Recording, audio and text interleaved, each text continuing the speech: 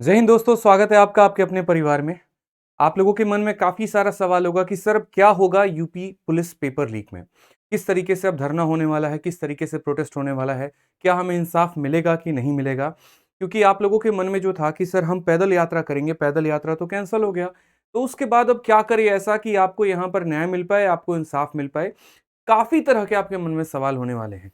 आपके मन में ये भी होगा क्या ये पेपर कैंसल भी होगा? जो हम इतनी मेहनत कर रहे हैं तो यहाँ पर क्या हमें न्याय मिल पाएगा? तो ऐसे 100 तरह के सवालों के जवाब मैं आपको इस वीडियो में लेकर आया हूँ। तो वीडियो को लेकर शुरू से लेकर अंत तक देखिएगा मेरे भाई। सबसे पहले अगर हम बात करें यहाँ पर तो पैदल यात्रा क्यों रद्द किया गया? देखिए पैदल यात्रा के लिए हमने खुद ही ऑफलाइन से लेकर ऑनलाइन से लेकर हर जगह पर बच्चों को बोला था कि हम लोग पैदल यात्रा करेंगे और सरकार तक अपनी बातें पहुँचाएँगे। लेकिन उसके बाद में कुछ ऐसे सर्कमस्टेंसेस आए जिसकी वजह से हमें पैदल यात्रा रद्द करना पड़ा। क्या-क्या मेरे भाई वो कारण थे वो ज़रा समझिए। सबसे पहले पैदल यात्रा की अगर हम बात करें तो जिस तरीके से हमें अलग-अलग सोर्सेस के माध्यम से पता चला, उसमें यहाँ पर ये था कि अगर पैदल यात्रा शुरू होती है और जहाँ से भी जैसे अगर मानिए बुलंदशहर बाईपास से शुरू होती है, तो वहीं से ही पुलिस के प्रशासन के सभी जो वैन हैं और बसें हैं वहाँ पर तैनात थी कि आप लोगों को वहीं से अरेस्ट करना शुरू कर दिया जाएगा। अब देखिए इसमें कोई मतलब हमें परेशानी नहीं है अगर हमें अरेस्ट किया जाए तो, बस परेशानी यहाँ पर ये हो जाती है कि अगर कोई लड़का है या लड़की है, ठीक है, जब वो अरेस्ट हो जाएँगे अगर तो फिर उनके पेरेंट्स को हम क्या जवाब देंगे? क्या ज़िम्मेदारी बन जाएगी हमारी वहाँ पे? अगर वो रोते-बिलखते हमारे पास आ रहे हैं कि नहीं सर आपके कहने पर हमने बच्चों को भेजा, लेकिन हमारे बच्चे जो है वो अरेस्ट हो गए, अब इसमें ज़िम्मेदार कौन है? अरेस्ट होने के बाद में कब छूटेंगे, क्या होगा? तो एक बहुत बड़ा प्रश्न चिन्ह वहाँ पे शुरू हो जा रहा था, क्योंकि प्रशासन ने अपने तरफ से जो है पूरा इंतज़ाम किया हुआ था कि बच्चे जहाँ पर भी होंगे उन्हें सीधा उठा के बंद करना है। तो सबसे बड़ा जो कारण था वो यहाँ पर यही था कि बच्चों के ऊपर एफआईआर ना हो, बच्चों के ऊपर किसी तरह की कोई कार्रवाई ना हो, इसीलिए डिसाइड हुआ कि हम सभी टीचर्स जो है वो पैदल यात्रा निकालेंगे, बच्चों को इसमें शामिल नहीं किया जाएगा। उसके बाद में दूसरा कारण ये भी था कि प्रोटेस्ट का दिशा परिवर्तन होने की थोड़ी भनक थी। ठीक है, जिस तरीके से अभी चुनाव का माहौल है, अलग-अलग पार्टी जो है अपना नाम कमाना चाहती है, किसी-किसी मुद्दे को लेकर यहाँ पे, ठीक है? तो हमें जो लग रहा था वो ये लग रहा था कि अगर बच्चों के भीड़ में ही कोई ऐसा अराजकत्व तत्व ना आ जाए, ठीक है? जो वहाँ पे आके अराजकता फैलाए और उसी भीड़ में कहीं पर पथराव कर दे प्रशासन के ऊपर में या कोई ऐसी हरकत कर दे जो आप लोग कभी कर भी नहीं सकते हैं, लेकिन उसके चलते सभी लोग नपेंगे, तो वो एक बहुत बड़ा क्षति पहुँचता। हमारा जो प्रोटेस्ट का डायरेक्शन था वो पूरा का पूरा कंप्लीटली बदल जाता, फिर हम भी यहाँ पर एंटी सोशल हो जाते और कहीं न कहीं हम देशद्रोही की तरफ जो है मूवमेंट करना शुरू कर देते हैं।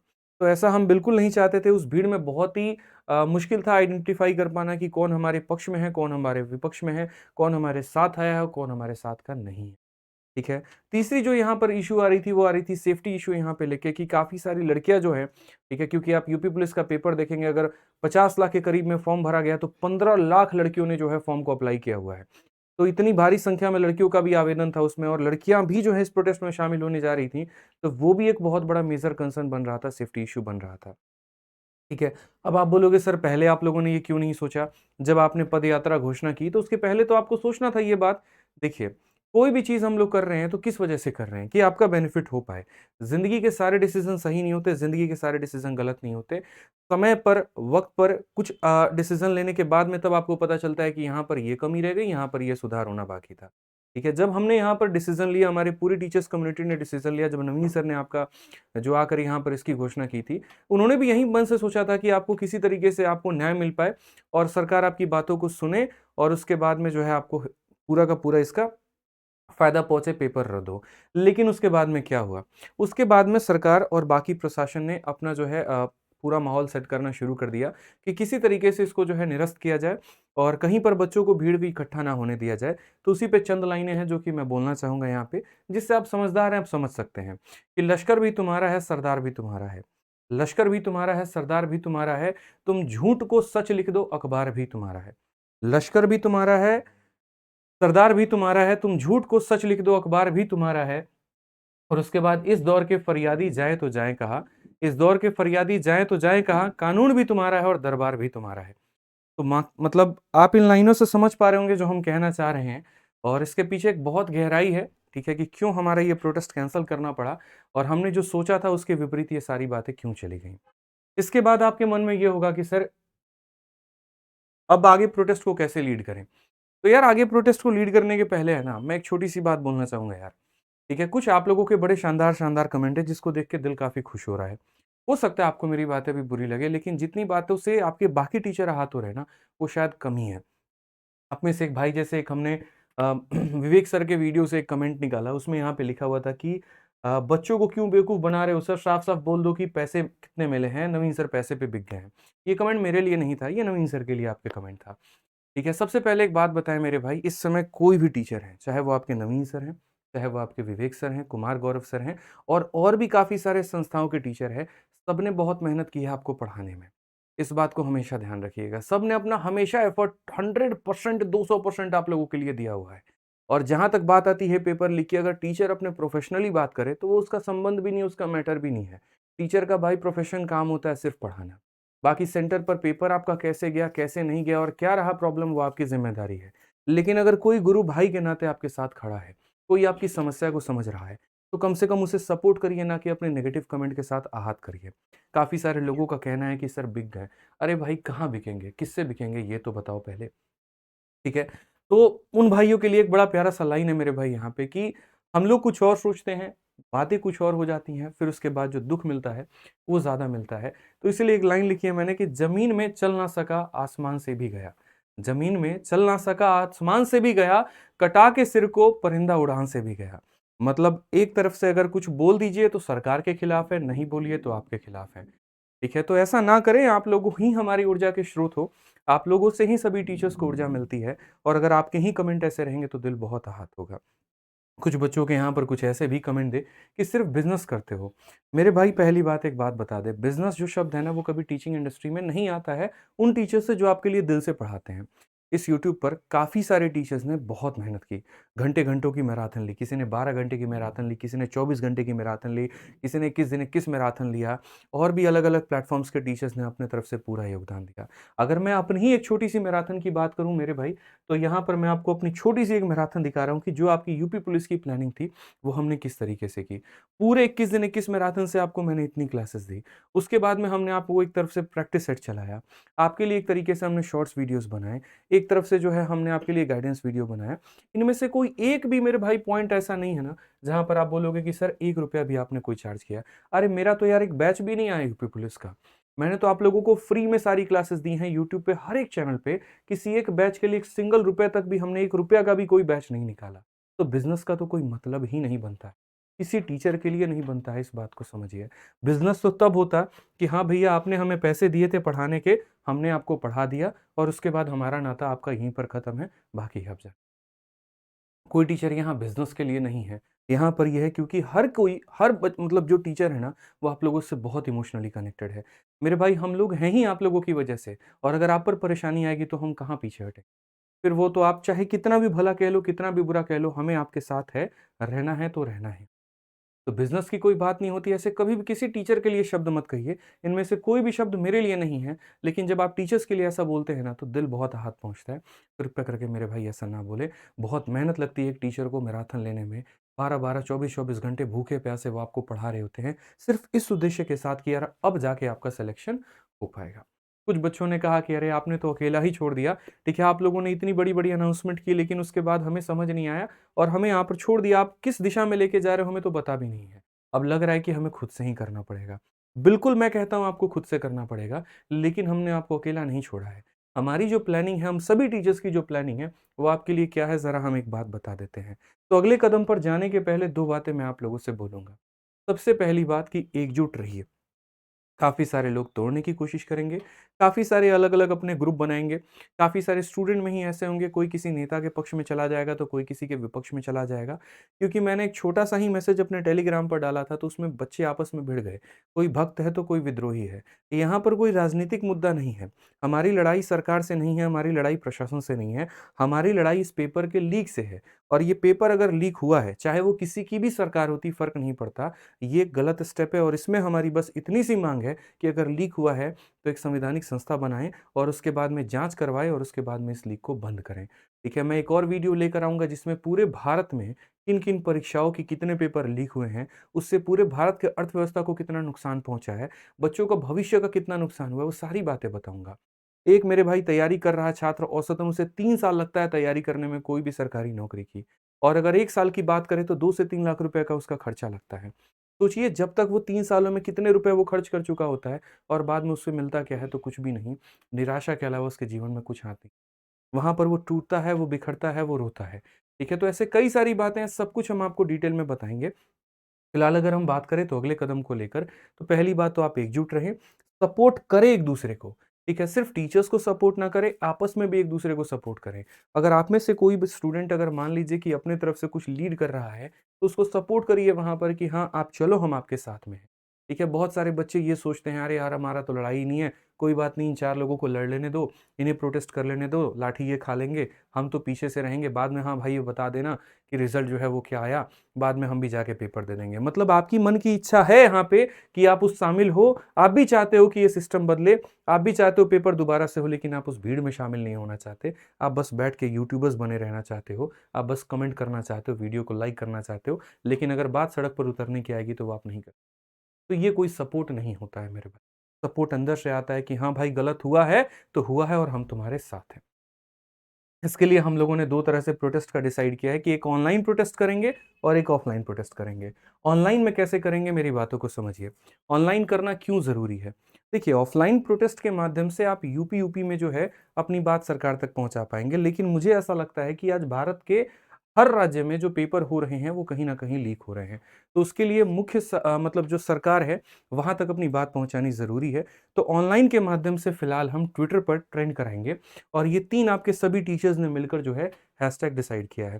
जिसमें आपके विवेक सर ने ये हैशटैग दिया है और बाकी नवीन सर हो गए, गौरव सर हो गए और काफ़ी सारे मतलब संस्थाएँ हो गए, जिनका नाम नहीं ले पा रहा हूँ मेरे भाई क्षमा चाहेंगे, ठीक है उसके लिए। आप लोगों का बहुत महत्वपूर्ण योगदान रह रहा है बच्चों के लिए और ऐसे ही आप लोग करते रहें, ठीक है? तो ये 3 हैशटैग है आपके जो आपको ट्विटर पे कंटीन्यूअसली ट्रेंड कराते रहना है।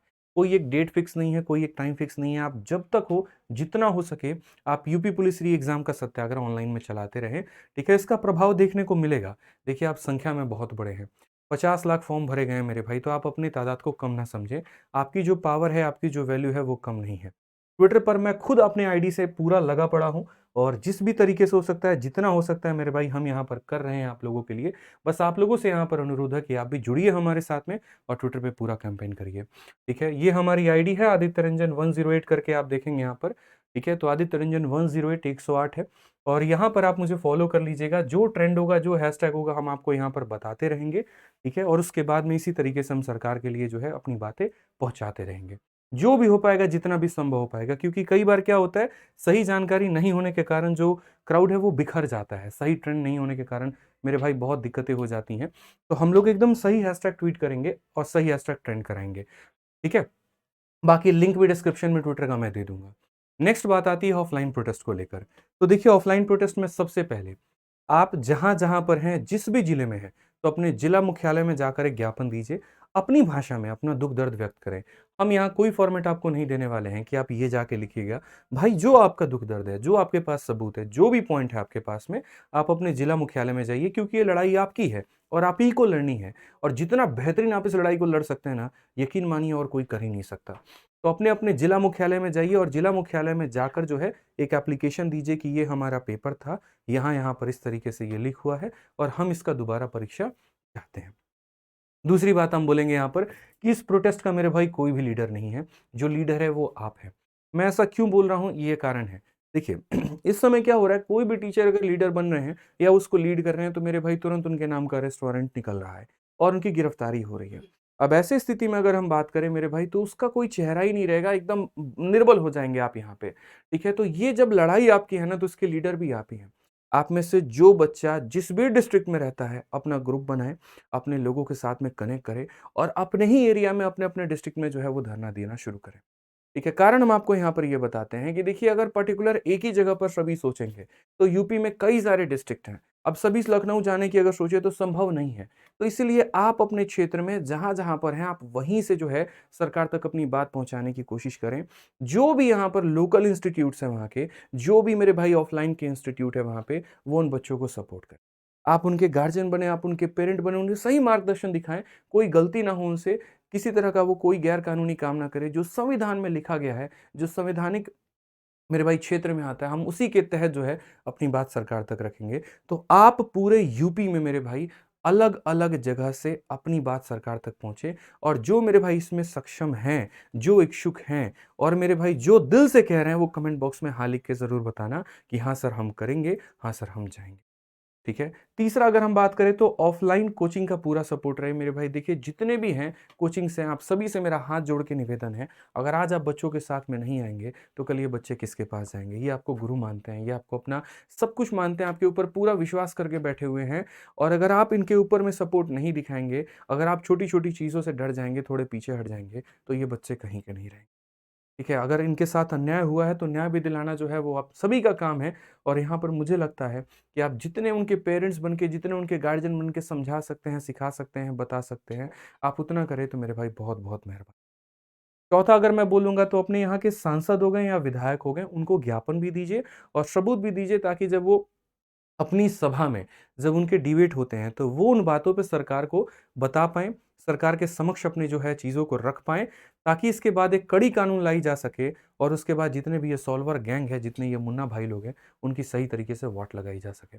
ताकि जो एक ईमानदार बच्चा है, जो अपनी ईमानदारी से, जो अपनी निष्ठा से तैयारी कर रहा है ना, मेरे भाई उसकी ईमानदारी वेस्ट ना जाए, उसकी ईमानदारी को पूरा का पूरा पैसा वसूल सब कुछ मिले जो वो चाहता है। ठीक है? अगर किसी बच्चे ने किसी मध्यम वर्ग के बच्चे ने सपना देखा है ना दरोगा बनने का, अगर उसने सपना देखा है ना मेरे भाई वर्दी पहनने का, तो वो सपना उसका पूरा हो लेकिन उसके मेहनत के दम पे, ना कि पैसों के दम। तो इसीलिए हम बोलेंगे कि यहाँ पर आप हर तरीके से जितना हो सकता है, लोकल लोगों से बात करें, अपने एमएलए, एमपी को जाकर ज्ञापन दें। साथ में जितने लोकल न्यूज़पेपर हैं, आप उनसे भी मिलें, उनके सामने अपनी बातों को रखें और इस मुद्दे को दबने ना दें। इस मुद्दों को जितना उठा सकते हैं उतना उठाएँ, ठीक है? जितना मीडिया में आकर अपनी बातों को कर सकते हैं, उतना करें। बाकी फिर भी अगर मान लीजिए किसी को मेरी बातों से कोई भी आहत हुआ हो ना, भाई उसके लिए हम माफ़ी चाहेंगे। मेरे शब्द अगर किसी को किसी बच्चे को जो है अगर बुरा लगा हो या कोई भी बात हो तो उसके लिए फिर से माफ़ी चाहूँगा मैं। बाकी दोस्त एक ही बात बोलूँगा मैं यहाँ पे, सभी टीचर्स आपके लिए बहुत मेहनत कर रहे हैं, आपको पता भी नहीं है किसके पीछे क्या परेशानी है, आपको पता भी नहीं है प्रशासन ने जो है वो कितना परेशान कर रखा है काफ़ी सारी चीज़ों को लेकर। बस हम आपसे इतना कहेंगे कि देखिए, ना हमारी लड़ाई सरकार से है, ना हमारी लड़ाई प्रशासन से है, हमारी लड़ाई बस पेपर लीक को लेकर है। अगर ये गलत है, तो इसकी जाँच कराई जाए और बच्चों को उनका हक दिलाया जाए। इतनी भारी मात्रा में बच्चों ने पेपर दिया है, आप सिर्फ़ इतना सोच लीजिए कि जो गलत तरीके से इस सिस्टम में जा रहा है, पैसे दे के पेपर लीक करवा के जा रहा है, क्या गारंटी है वो मेरे भाई कि इस सिस्टम को गंदा नहीं करेगा? क्या गारंटी है यहाँ पर कि वो जाने के बाद में पहले अपने वो 2 लाख 3 लाख रुपए वसूलने की कोशिश नहीं करेगा जो उसने सॉल्वर गैंग को दिए हुए हैं? क्या गारंटी है यहाँ पर कि सिस्टम में जाने के बाद वो करप्शन को बढ़ावा नहीं देगा? तो आप भी इस बात को समझते हैं और सरकार से भी मेरा निवेदन है, ठीक है, कि आप इस बात को बहुत भली-भाँति समझते हैं। आप भी चाहते हैं कि आपका जो उत्तर प्रदेश है, वो यहाँ पर भारत का सर्वश्रेष्ठ प्रदेश बने और उसके लिए जो योगी जी आपने काम किया, बहुत ही शानदार किया है। बहुत ही बढ़िया तरीके से आपने प्रशासन व्यवस्था जो है वो फिट की हुई है। लेकिन अगर उसमें ऐसे करप्ट लोग जाएँगे, तो शायद आपका वो सपना है, ठीक है, वो अधूरा रह जाएगा। शायद वो सपना कभी पूरा नहीं हो पाएगा। आप तो बहुत उच्च लेवल पर बैठे हुए हैं, नीचे क्या हो रहा है वो पता भी नहीं चल पाएगा। इसलिए इसके ऊपर संज्ञान लें, कड़ी से कड़ी कार्रवाई करें और बच्चों को उनका हक दिलाएँ। ऐसा आपने कुछ समय पहले किया हुआ था। हमने आपकी एक बड़ी प्यारी-सी वीडियो जो है वो देखी, जिसमें पेपर लीक को लेकर आपने एक्शन लिया था। उसके बाद आपने दोबारा भी पेपर करवाया, बच्चों को फ्री जो है बस सेवा भी पहुँचवाई कि जिनके पास भी एडमिट कार्ड है, बसों में जाकर अपना फ्री में जो है उत्तर प्रदेश परिवहन में अपने सेंटर्स पे जाके पेपर दे सकते हैं। हर वो उचित सुविधा आपने बच्चों को दिया, आप वो दोबारा भी कर सकते हैं। इसके ऊपर संज्ञान लीजिए और बाकी जो है कड़ी से कड़ी कार्रवाई करिए। बाकी आपसे बहुत उम्मीद है, ठीक है? हम सभी बच्चे जो हैं यहाँ पर आपकी डिसीज़न्स का वेट कर रहे हैं। हम इतना कहेंगे आपसे कि हमारी तरफ से, बच्चों की तरफ से कोई भी ऐसा काम नहीं होगा जिससे कहीं पर भी राज्य सरकार का नुकसान हो। लेकिन बस हमारी बात को समझिए, सुनिए। बहुत-बहुत मेरे भाई धन्यवाद। अगली वीडियो जल्द आने वाली है।